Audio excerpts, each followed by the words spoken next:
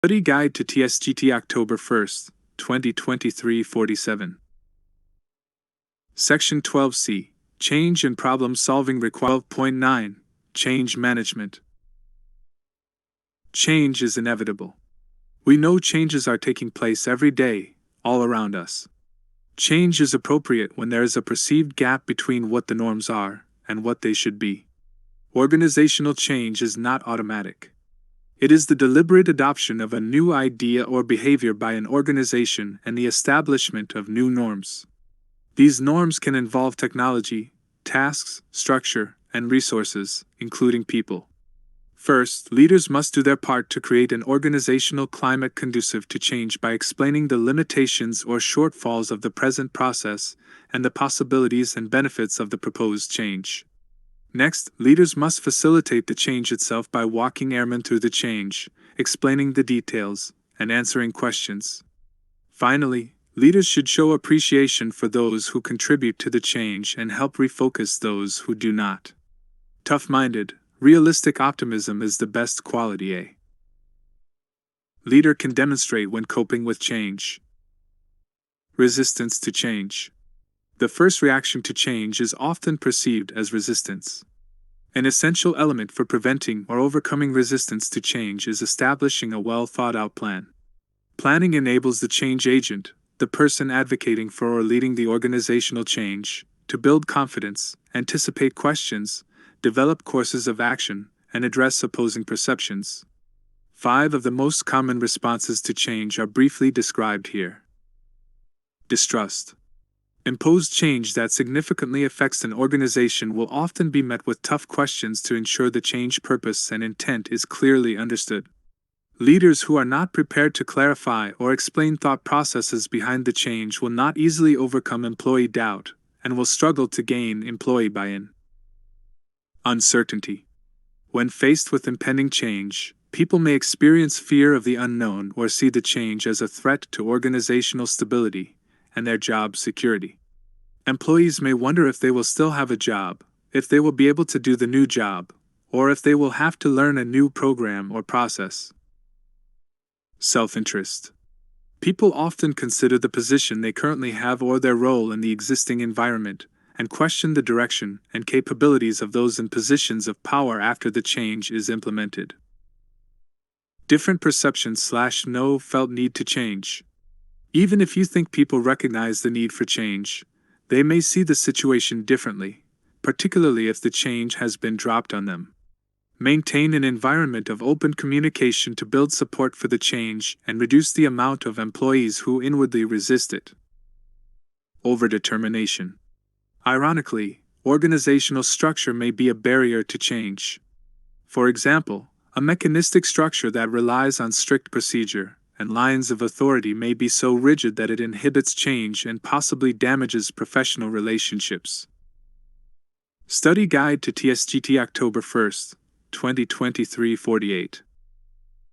12.10, Reducing Perceived Resistance to Change. Successful change management depends on addressing causes of resistance and improving the change implementation process. There are several approaches leaders can take to implement change successfully. Education and communication. Open communication is necessary throughout the change process and helps reduce uncertainty. Educating people about the need for and expected results of a change should reduce resistance. Participation and involvement. Leaders reduce resistance by actively involving those affected in designing and implementing change. Involving people in the change process helps generate ownership and commitment to the change. Facilitation and support. Leaders should introduce the change to employees gradually and provide additional training if needed. Reinforcement and encouragement help facilitate the power of high expectations throughout the organization. Negotiation and agreement. Leaders may choose to offer incentives to those who continue to resist the change. In difficult times, negotiated agreements can help focus and remind employees of the changes agreed upon as the change process progresses. Coercion. Coercion is a forcing technique used to make employees accept change. Coercion can negatively affect attitudes and can potentially cause long-term negative consequences. Course compliance is not recommended and requires constant leadership oversight to ensure the change remains in effect. Point 11. Three-stage change process.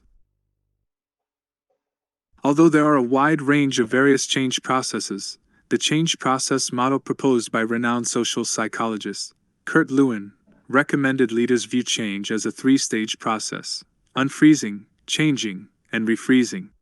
In the three-stage change process, leaders, change agents, must analyze restraining or opposing forces and devise ways to reduce them to overcome resistance. At the same time, leaders must recognize and strengthen supporting forces, which are those forces pushing toward change. After analyzing the forces for and against change, and developing a strategy to deal with them, leaders can attend to the change itself. Stage 1. Unfreezing. Once the need for change is recognized, the three-stage change process begins with unfreezing. Unfreezing is a deliberate management activity to prepare people for change by knowing and going where issues may exist. The most neglected, yet essential part of unfreezing is creating an environment where people feel the need for change. A key factor in unfreezing involves making people knowledgeable about the importance of a change and how it will affect their jobs or the overall organizational structure. By pointing out problems or challenges that currently exist in the organization, leaders are able to generate a need in the people who will feel the greatest effect of the change. Stage 2. Changing. After unfreezing, the next stage in the three-stage change process is changing. The changing stage involves modifying technology, tasks, structure, or distribution of people. During the changing stage, the organization moves from the old state or the previous norms to the new state by installing new equipment, restructuring work centers, or implementing procedures. In short, changing is anything that alters the previously accepted status quo. The change agent in this stage is essential. Study Guide to Tsgt October 1st, 2023 49. Change needs to be monitored as it occurs by paying close attention to the people most affected by the change. Signs of implementing the change too early may include negative reactions from employees. In some instances, systems are not completely ready, and production may bog down. Be prepared to receive and respond to feedback in any number of forms to ensure the change unfolds as successfully as possible. Being involved and available throughout the process will allow leaders to react quickly to issues as well as provide support to employees who are dealing with the issues of the change firsthand. Encouragement and involvement in the changing stage may be very similar to that applied during the unfreezing stage. Note, it is a leader's responsibility to be receptive to the needs of the organization and its employees. Readdressing unfreezing techniques is better than forcing a change that causes more problems than it resolves. Stage 3. Refreezing. The third and final stage in the three-stage change process is refreezing. After implementing a change, it is time to lock in, or refreeze, the desired outcomes and the new norms so they become permanent. Actively encouraging and reinforcing the use of new techniques is a way of helping the new behavior stick. A critical step in refreezing is remaining engaged and evaluating results to determine if the change reached the desired effect or if the new process needs more support, instruction, training, or time. Positively reinforcing desired outcomes is crucial during the refreezing stage. Rewarding people when they do something in alignment with the change emphasizes the value of the new procedures or behaviors and helps freeze them into place. Highlighting successful change helps reduce the desire to return to the old way of doing things. In many cases, the change agent can call attention to the success of the change and show where it works while also being receptive to feedback and areas that may cause lingering issues or continued frustration. In this case, the change agent must evaluate results, reinforce the desired outcomes, and make constructive modifications as needed. 12.12. Continuous improvement. The use of continuous improvement, CI, increases operational capabilities while reducing associated costs by applying proven methodologies to all processes associated with fulfilling the USAF mission. CI is a comprehensive philosophy of operations built around the concepts that there are always ways a process can be improved to better meet missions/customer requirements. Organizations must constantly strive to make those improvements based on performance metrics that align to strategic objectives, and efficiencies should be replicated to the extent practical. CI is a hallmark of highly successful organizations, is an airman leadership quality, is a commander's responsibility, AFI 1-2, Commander's Responsibilities, May 8, 2014, and is a major graded area in the Air Force Inspection System, AFI 90-201, the Air Force Inspection System, January 29, 2021. Continuous Improvement Methodologies. USAF CI incorporates aspects of 4 major methodologies to assist with organizational change. A practical problem-solving method may simultaneously draw from more than one of these CI processes. Lean. Lean is a methodology focused on workflow, customer value, and eliminating process waste. Lean is unique from traditional process improvement strategies in that the primary focus is on eliminating non-value-added activities. Six Sigma. Six Sigma is a rigorous, data-driven methodology for process improvement focused on minimizing waste through identifying, controlling, and reducing process variation. Study Guide to Tsgt October 1, 2023 50. Business Process Reengineering. Business process reengineering is a comprehensive process requiring a change in the fundamental way business processes are performed. Business process reengineering identifies unnecessary activities and eliminates them wherever possible. Theory of constraints. Theory of constraints is a systematic approach to optimize resource utilization by identifying, exploiting, subordinating, elevating, and reassessing constraints, bottlenecks, in the process. 12.13 Practical Problem-Solving Method. At the core of USAF CI is the practical problem-solving method, a standardized and structured approach to problem-solving used by global industry leaders, and adopted by DoD. The practical problem-solving method, as shown in Figure 12.1, is an 8-step process used to clarify problems, identify root causes, and develop appropriate countermeasures to achieve change. Note: the Osborne-Parnes convergent and divergent thinking techniques described in this handbook's chapter on developing ideas can be useful during many steps in this process. Step 1. Clarify and validate the problem. The first step to effective problem solving is to clearly understand the problem, often best accomplished by developing a problem statement. A well-defined problem statement uses data to identify where the problem is occurring, determine the impact of the problem, and compare performance against the standard with scope and direction. A problem statement does not assume a root cause, solution, or countermeasure, but should include visual tools to depict the current state.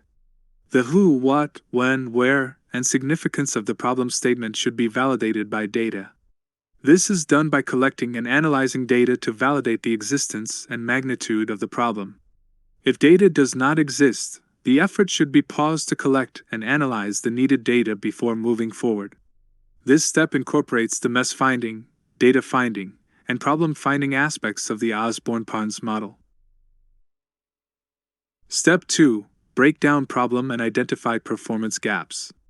Understanding what appropriate data is required and the ability to interpret that data is paramount to performance gap analysis.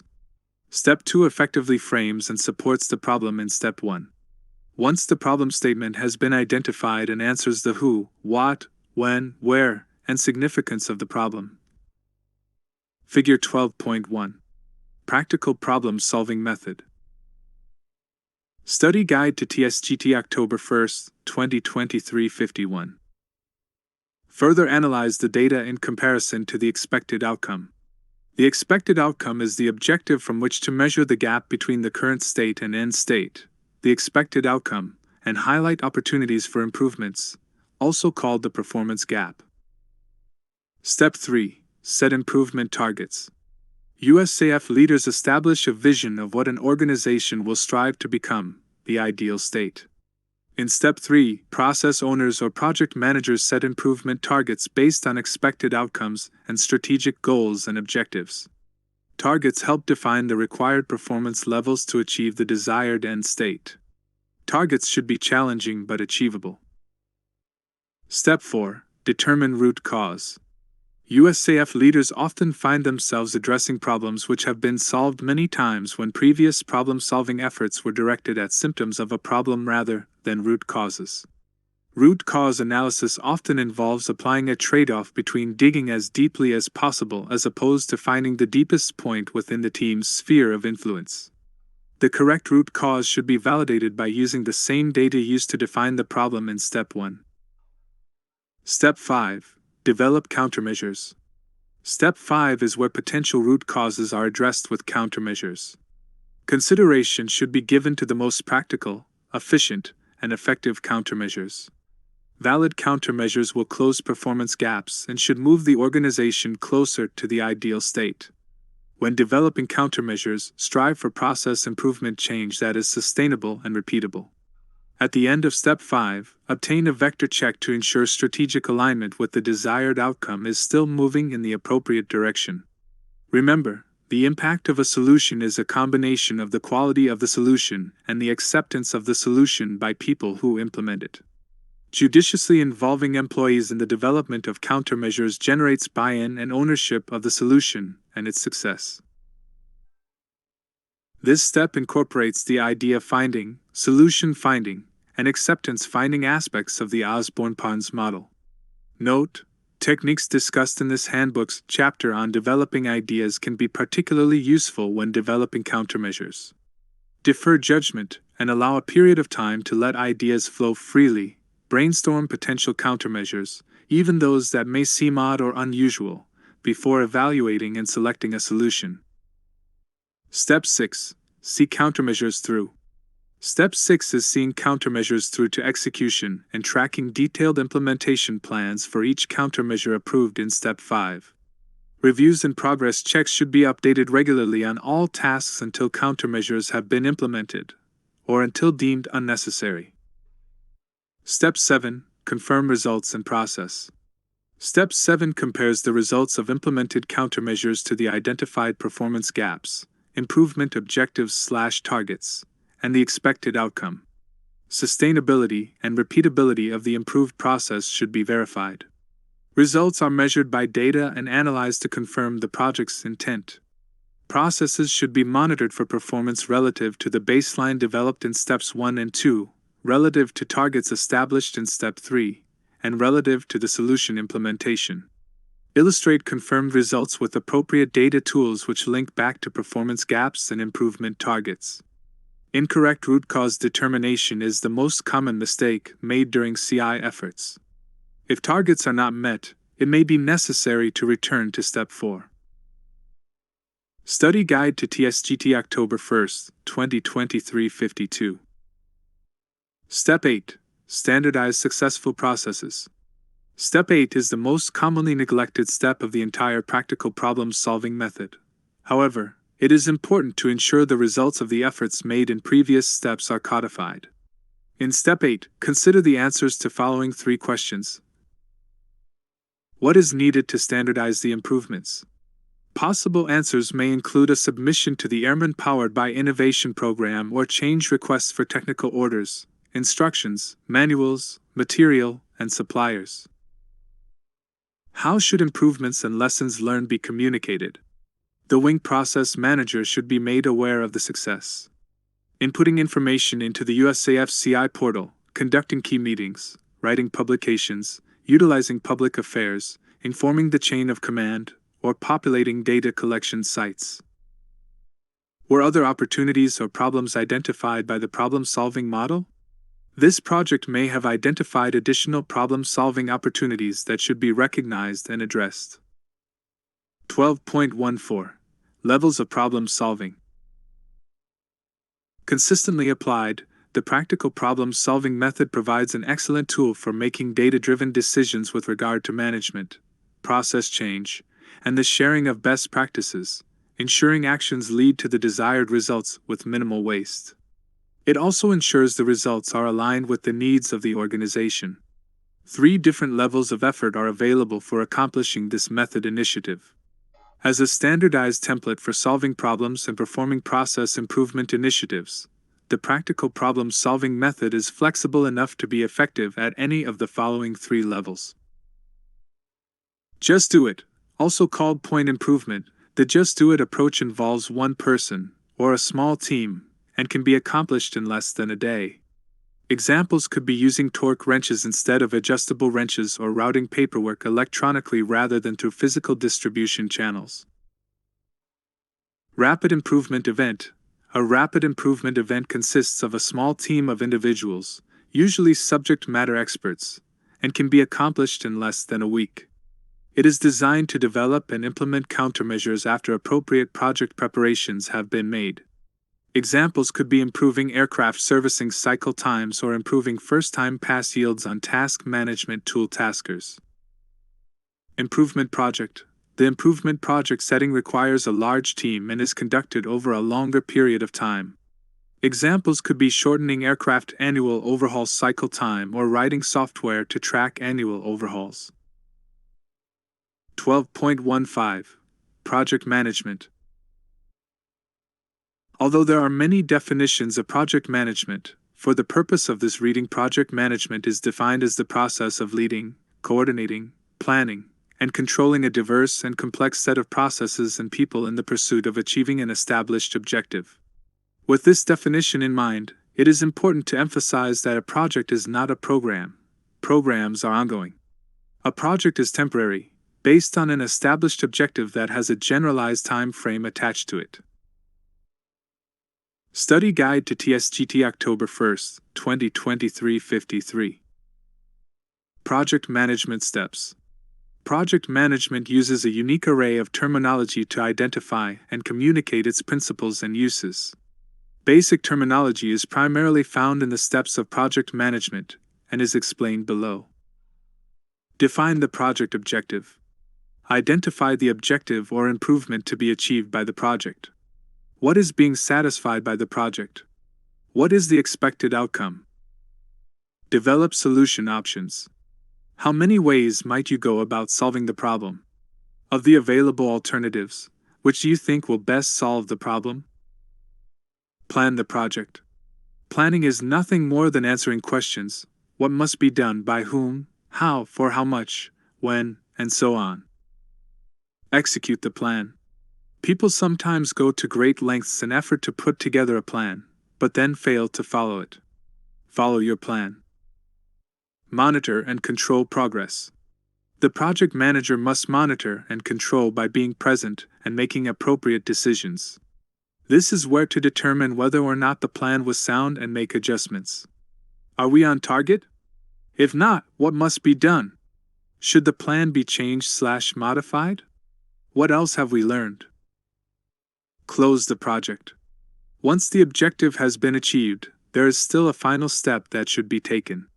Document and discuss lessons learned, what went well, what didn't, and what should be addressed. 12.16 Project Management Constraints. Constraints are numerous for all activities we endeavor, but constraint consideration is crucial for project management. Quality, time, and cost are among the main constraints most often realized in project management. Quality. Quality refers to being in accordance with the requirement, the specifications. Time. Time refers to the amount of time you have to complete the project. Cost. Cost refers to your resource constraints, to include money, manpower, machinery, and materials. One of the constraints, quality, time, or cost, will be your driver for the project. The driving constraint for your project will have an impact on the other two constraints. Ensure you take this into consideration when making decisions about the project's objective and adjust the management of your project accordingly. It is incumbent upon a project manager to provide leadership and use good team-building techniques to establish a sound project objective and generate the solution options necessary to achieve those objectives. 12.17 Project Management Planning. Once options are developed, the most important and time-consuming aspect of project management must occur: planning the project. Planning a project involves activities that answer the questions who, what, when, where, and how. Techniques of special importance to use during planning are gathering important information, creating a work breakdown structure, and conducting a task analysis. Regardless of the method of planning used, the completion of the tasks in a sense of order and timeliness, made foreseeable through the task analysis, ensures project completion is more likely to succeed. Study Guide to Tsgt October 1st, 2023 54. Work breakdown structure. A work breakdown structure is a technique based on dividing a project into subunits or work packages. Since all the elements required to complete the project are identified in the work breakdown structure, the chances of neglecting or overlooking an essential step are minimized. A work breakdown structure is typically constructed with 2 or 3 levels of detail, although more levels are common, depending on the complexity of a project. Such a structure for your project will permit you and others who see the work breakdown structure to readily identify what needs to be done, spot omissions which might later affect the outcome of the project, and make suggestions for improving and expanding the work breakdown structure. The amount of breakdown is an element the project manager and the project team must decide upon. Task analysis. Similar to the work breakdown structure, the amount of detail needed for a task analysis depends on the task involved and the desires of the project manager and project team. The more complex the project, the greater the importance of detailed task analysis. Information contained in the task analysis, which is not depicted in a work breakdown structure, includes task milestones, how the milestones can be measured, and resources or requirements. Project managers may delegate the task analysis for each task to the appropriate person. Once compiled, final decisions on task assignments and budgetary concerns can be addressed. The task analysis is what provides the crucial information for determining how the tasks of the project interrelate. It is imperative to establish the proper sequencing of tasks prior to beginning a project to ensure the efficiency of the project.